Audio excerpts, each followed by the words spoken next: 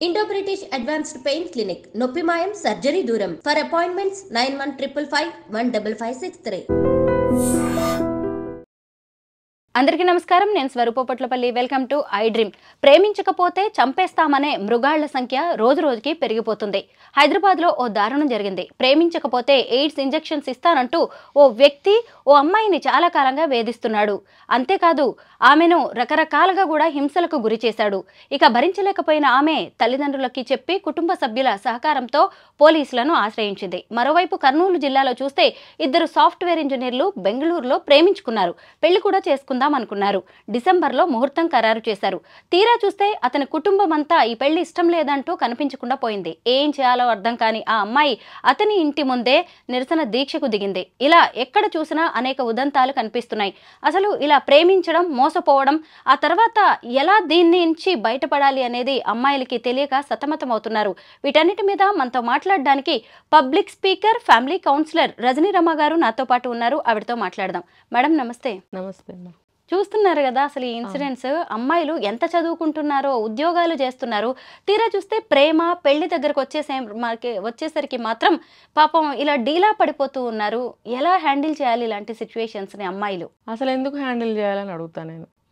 అసలు మీకు లవ్ ఎందుకు అని నేను వాళ్ళని అడగకుండా వాళ్ళకి లవ్ ఎందుకో నేనే చెప్తా.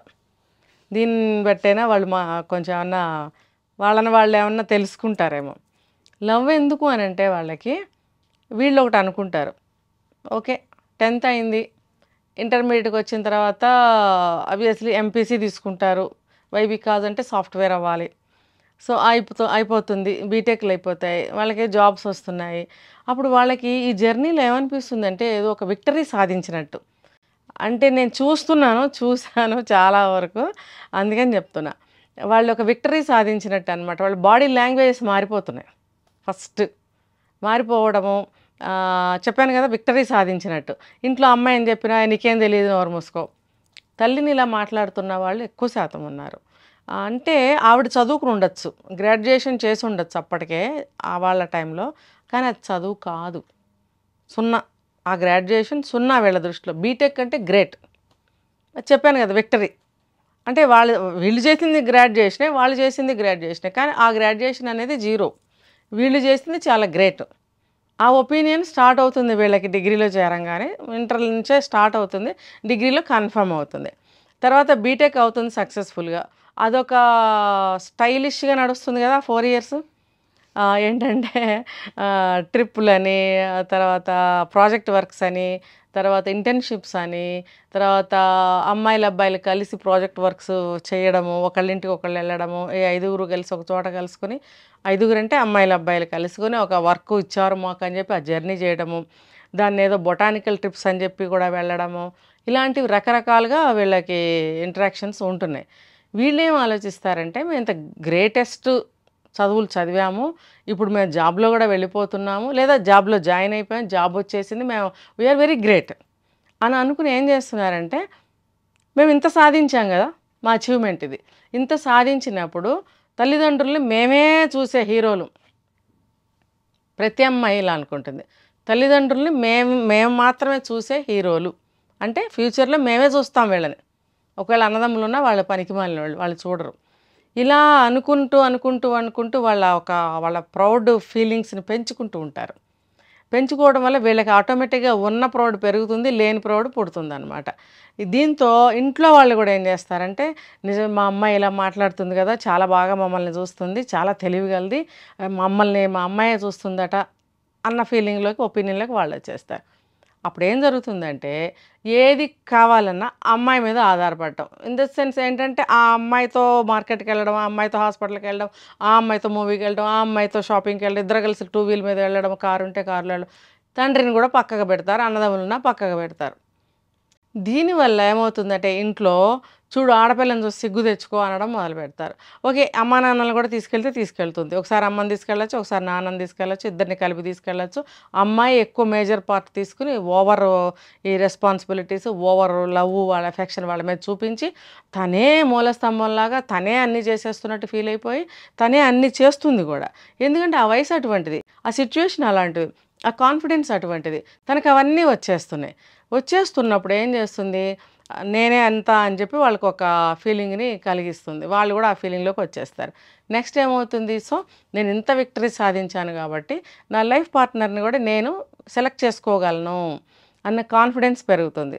ఆ కాన్ఫిడెన్స్ కూడా ఎటువంటిదయ్యా అని అంటే, నేను చెప్పిన మాట వినేవాడు, నాకు నచ్చినవాడు, నోరు ఎత్తకుండా ఉండేవాడు, చాలా బాగుండాలి. అదే 6 అడుగుల ఏదో పాట ఉంది కదా, 6 అడుగులు ఉంటాడా సాంగ్ ఉంది కదా, అలా ఫీల్ అయిపోతూ అన్నీ ఉండాలి. మళ్ళీ అందం ఉండాలి, చదువు ఉండాలి, తన మాట వినాలి, చెప్పిన పని చేయాలి, చెప్పిన మాట వినాలి, ఆస్తులు అన్నీ ఉండాలన్నమాట. వాళ్ళ తల్లిదండ్రులను వదిలేసి నేనే లోకంగా నాతో వచ్చేసే అబ్బాయిని నేను చేసుకుంటే ఇంకా మా తల్లిదండ్రులు కూడా అతనే చూస్తాడు, మేమిద్దరం బాగా చూసుకుంటాము, మా అన్నయ్య కానీ తమ్ముడు కానీ ఏం వేస్ట్ చూడరు అనే పిచ్చి భావనలోకి వచ్చేస్తుంది. అది తప్పని అనకండి దయచేసి. ఎందుకంటే నేను డైరెక్ట్గా చూస్తున్నాను, డైరెక్ట్గా మాట్లాడుతున్నాను వాళ్ళతో. నేను ఎవరిని వదలండి, అందరితో మాట్లాడతాను. ఇంత పిల్లల దగ్గర నుంచి ముసలమ్మల దాకా నేను మాట్లాడతాను, మేల్ అయినా ఫిమేల్ అయినా ఎవరైనా సరే. ఎందుకంటే వాళ్ళ ఎక్స్పీరియన్స్ నాకు చిన్నప్పటి నుంచి ఇది ఒక అలవాటు. నేను వేరే వీడియోలో కూడా చెప్పాను, నాకు ఫ్రెండ్షిప్ చేయడం అంటే చాలా ఇష్టం. సో అన్ని కేటగిరీస్ వాళ్ళతోటి చేస్తాను, అన్ని వయసులు వాళ్ళతోటి చేస్తాను. సో అందరి గురించి తెలుసుకుంటూ ఉంటాను. సో తెలుసు కాబట్టి చెప్తున్నాను. ఆ ఫీలింగ్స్తో తలమునకలు అవుతుంటారు. చూడండి అసలు వాళ్ళ బాడీ లాంగ్వేజ్ చూడండి, మీరు వాళ్ళ మాటలు, స్టైల్ మాటలు వినండి. అవన్నీ చిన్న చిన్న పిల్లల మాటలని మనకి అర్థమవుతూనే ఉంటుంది, కానీ వాళ్ళ మైండ్లో, వాళ్ళ దృష్టిలో వాళ్ళు మాట్లాడేవి చాలా స్టాండర్డ్స్. సినిమా చూస్తుంటారు, అబ్బో ఆ హీరోయిన్ లాగా మనం చేసేయాలి, లేకపోతే ఎక్కడో చూసాము దానిలాగా మనం అయిపోవాలి, ఇలా అనుకుంటూ కాన్ఫిడెన్స్ ఉండటం అనేది మంచిదే కాదనట్లేదు. కానీ లవ్లో ఎందుకు పడతారు అనే దానికి నేను ఇదంతా బేస్ చెప్తున్నాను. అలా అనుకుని ఎవరినైనా లవ్ చేయాలి, ముందు బాయ్ ఫ్రెండ్తో మొదలు పెడతారు. ఫ్రెండ్స్ అంటే అందచందాలు చూడరు కదా, అందరూ ఫ్రెండ్షిప్ చేస్తారు. ఆ ఫ్రెండ్షిప్ చేసి ఆ జర్నీ కొంతకాలం చేసేటప్పటికి ఎవరైనా ఒకళ్ళు బాగా కనెక్ట్ అయినట్టు ఉంటారు కదా, ఇంకా అది లవ్ అని పేరు పెట్టేసుకుంటారు. కాదని అనకండి ఎవరు, ఇదే దాన్ని మునుగుతూ ఉంటారు అందులో. ఇప్పుడు మీరు ఇందాక చెప్పారు, ఇలా మోసపోతున్నారు, నమ్ముతున్నారంటే ఇదే రీజను. తను కూడా ఒక అబ్బాయిని ప్రేమించి మంచివాడు అని మా వాళ్ళతో అనిపించి పెళ్లి చేసుకుంటే నా లైఫ్ బాగుంటుంది, మా వాళ్ళని కూడా చూస్తారు, నాకు ఇంకా ఎటువంటి తిరుగు లేదు, బాగుంటాను నేను అని ఒక ఓవర్ కాన్ఫిడెన్స్లో ఉంటున్నారు అమ్మాయిలు. ఉండటం వల్ల చూడండి, లేకపోతే ప్రతి ఒక్కరికి లవ్ ఏంటంటే, అసలు లవ్ ఎక్కడో ఒక్కళ్ళు పడతారు లవ్లో. మనం గత చరిత్రలో ఏమన్నా తీసుకున్నట్టయితే ఎంతమంది ఉన్నారు అంతంత ప్రేమికులు, మీరు చెప్పండి. వేళ్ల మీద లెక్క పెట్టే ప్రేమికులు ఉన్నారు. ఇప్పుడు అసలు లేని వాళ్ళని వేళ్ల మీద లెక్క పెట్టచ్చు. ప్రతి ఒక్కడికి ప్రేమ, ప్రతి అమ్మాయికి లవరు, ప్రతి అబ్బాయికి లవరు. ప్రేమ కాదండి అదంతా, అది అవసరం అనుకోండి. ఇప్పుడు ఒక బాయ్ ఫ్రెండ్ కావాలి, ఒక గర్ల్ ఫ్రెండ్ కావాలి. వీలైతే కుదిరితే ఒక కప్పు కాఫీ లాగా పెళ్లి చేసుకుందాం, వీలు కాకపోతే ఓకే బ్రేకప్ పెట్టేసుకుని బాయ్ చెప్పుకొని వెళ్ళిపోదాం. అంత టేక్ ఇట్ ఈజీగా తీసుకునే విషయము అది లవ్ ఎలా అవుతుందండి? దాన్ని లవ్ అని అనరు. పెళ్లి చేసుకుందామా అనే ఒక అవసరము, ఒక అట్రాక్షన్, అంతే. లవ్ కానే కాదు అది. నిజమే, పెళ్లి చేసుకోవాలి. ఇప్పుడు అరేంజ్డ్ మ్యారేజ్ సంబంధాలు చూస్తాము, అది అవసరమే కదా. పెళ్లి చూపులు చూస్తాం, పెళ్లి చేసుకుంటాం, పెళ్ళి అనేది అవసరమే. ఇప్పుడు ఇక్కడ కూడా అంతే, అది లవ్ కానే కాదు. పెళ్ళి అవసరం కాబట్టి ఒకరిని ఎంచుకోవాలి కాబట్టి, సరే నాకు కనెక్ట్ అయ్యాడు, కొన్నాళ్ళు జర్నీ చేశాము, సో దానికి ఒక లవ్ అని సరే పెట్టుకోవాల్సింది ఏదో ఒక పేరు, సరే లవ్ అని పెట్టుకుంటున్నాం, కానీ అది ప్యూర్ లవ్ కాదు, నిజమైంది కాదు. కానీ ఇప్పుడు అలా కొంతకాలం అయిన తర్వాత ఏమవుతుందంటే, పెళ్లి చేసుకోక ముందైనా సరే, పెళ్లి చేసుకున్న తర్వాత అయినా సరే డిఫరెన్సెస్ వస్తాయి, నచ్చకపోవడాలు అనేవి స్టార్ట్ అవుతాయి. వాళ్ళ ఫ్యామిలీస్ నుంచన్నా ఏదో ఒకటి చిన్న పెద్ద విషయాలు వస్తూ ఉంటాయి. సో అలాంటప్పుడు మోసాలు జరుగుతాయి. పర్టికులర్ మీరు చెప్పిన ఈ విషయము, ఎయిడ్స్ ఇంజెక్షన్ ఇస్తాను అని అన్నప్పుడు, ఇందులో కారణాలు మనం డీప్గా మనకేం తెలియలేదు, ఊహించవచ్చు కొన్ని కారణాలు. ఆ అమ్మాయి వయసు ఎంత, ఆ అమ్మాయి పర్సనాలిటీ ఏంటి, ఆ అమ్మాయి అందచందాలు ఏంటి, ఆ అమ్మాయి ఫ్యామిలీ ఏంటి, ఆ అమ్మాయి వల్ల అతనికి వచ్చే లాభ నష్టాలు ఏమేమి ఉన్నాయని అతను చూసుకోడా? సరే అవి పక్కన పెడదాం. కేవలం వ్యామోహమే ఉంది, ఆ అమ్మాయిని వాడుకోవాలనుకున్నాడు. ఇందులో ఏ ఒక్క కారణమైనా కానీ ఆ అమ్మాయిని లొంగ తీసుకోవాలి లేదా వదిలించుకోవాలంటే ఇలాంటివి ట్రిక్స్ ప్లే చేస్తారు. నీకు అది ఇస్తాను, ఇంజెక్షన్ ఇస్తాను, లేకపోతే నేను చంపేస్తాను, అది ఇదని బెదిరిస్తూ ఉంటారు. అలాంటప్పుడు బెదిరిస్తే లొంగనైనా లొంగుతుంది, నువ్వు వదిలించుకోవాలనుకుంటే అమ్మాయి భయపడి పారిపోతుంది కదా, వదిలించుకోవచ్చు. ఈ రెండిట్లో ఏదో ఒక బెనిఫిట్ ఆశించి అతను అలా అనొచ్చు. సరే ఇలాంటి వాటికి లొంగకుండా మీరు లవ్ ఏంటి, అసలు అది లవ్ కాదని తెలుసుకోండి ఫస్ట్. చక్కగా నిజంగా లవ్ చేస్తే ఆ లవ్ వేరే ఉంటుంది, అవి విడిపోరు నిజంగా లవ్ చేసుకుంటే. ఇవన్నీ కూడా టెంపరీ అగ్రిమెంట్స్, ఇవన్నీ అట్రాక్షన్స్ అంతే. అయితే వీళ్ళు ఇంకా ఒక అడుగు ముందుకేసి అడ్వాన్స్ అయిపోతున్నారు. పెళ్ళికి ముందే అన్ని కానిచ్చేస్తున్నారు. తీరా చూస్తే మళ్ళీ మా పేరెంట్స్ ఒప్పుకోరనో, లేదంటే మళ్ళీ అతనితో పార్ట్నర్‌తో బ్రేకప్ అయ్యో ఇంకెవరినో పెళ్లి చేసుకుంటున్నారు. తీరా చూస్తే ఆ వ్యక్తి ఉన్నారు గదా!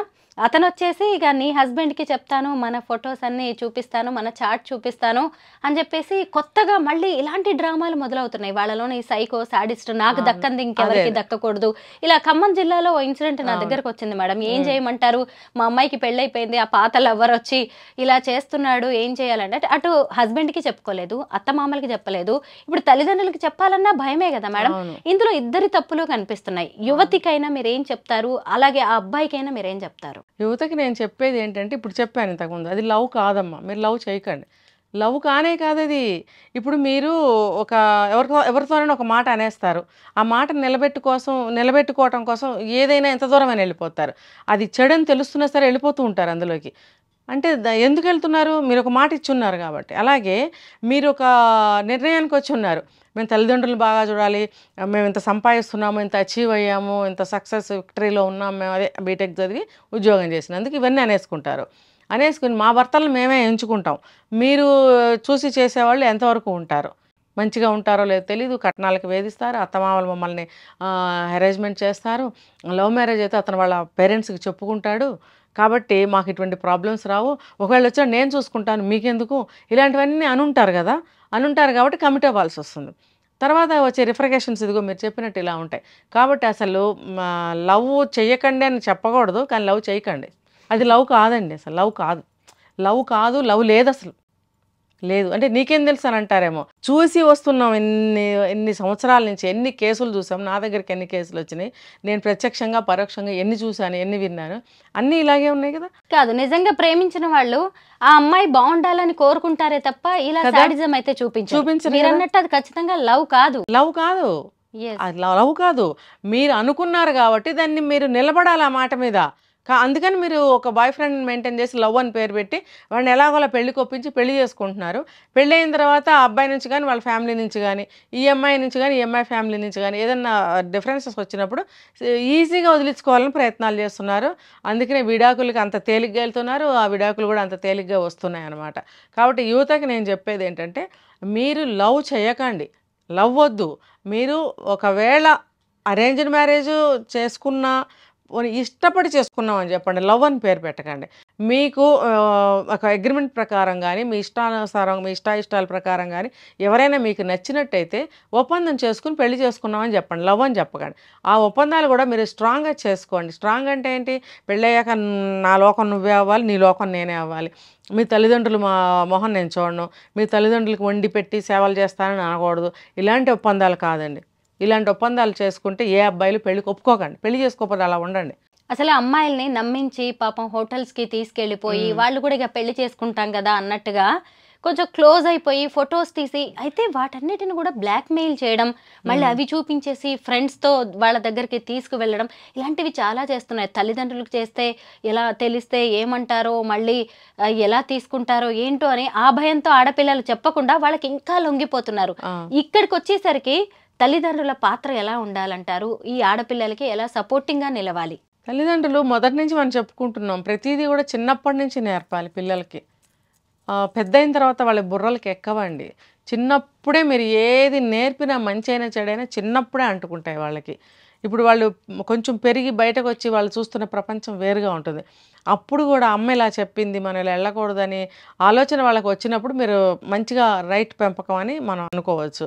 కానీ మీరు అప్పుడు చెప్పకుండా 16-18 ఏళ్ళు వచ్చాక చెప్పడం మొదలు పెడితే వాళ్ళే మీకు చెప్తారు, ఇంకా నోరు మూసుకో మూల కూర్చో అని అంటున్నారు. ఇప్పుడు డైరెక్ట్గా ఇలాగే అంటున్నారు, నీకేం తెలుసు, నోరు మూసుకో, వెళ్ళి వంట చేసుకో, వెళ్ళి గిన్నెలు కడుక్కో, ఇలా మాట్లాడుతున్నారు. ఇది తప్పు కదా. అలాంటి స్థితికి వాళ్ళు రాకుండా ఉండాలంటే చిన్నప్పటి నుంచి ప్రతి ఒక్కటి కూర్చోబెట్టి చెప్తూనే ఉండండి, చెప్తూనే ఉండండి, చెప్తూనే ఉండండి. పిల్లలు అడ్డంగా ఫీల్ అవుతున్నారు ఈ రోజుల్లో.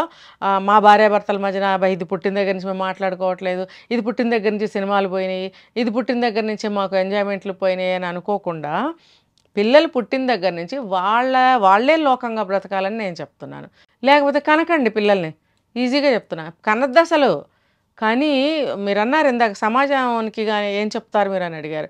సమాజానికి చెప్పడం కాదు, సమాజానికి మనం ఏమి ఇస్తున్నాము, ఇలాంటి సంతతిని, ఇలాంటి పౌరుల్ని ఇస్తున్నాం మనం. ఇప్పుడు ఒక చెట్టు నాటాము అంటే సాయిల్ మారుస్తాం చూడండి, కింద మట్టి మారుస్తాం.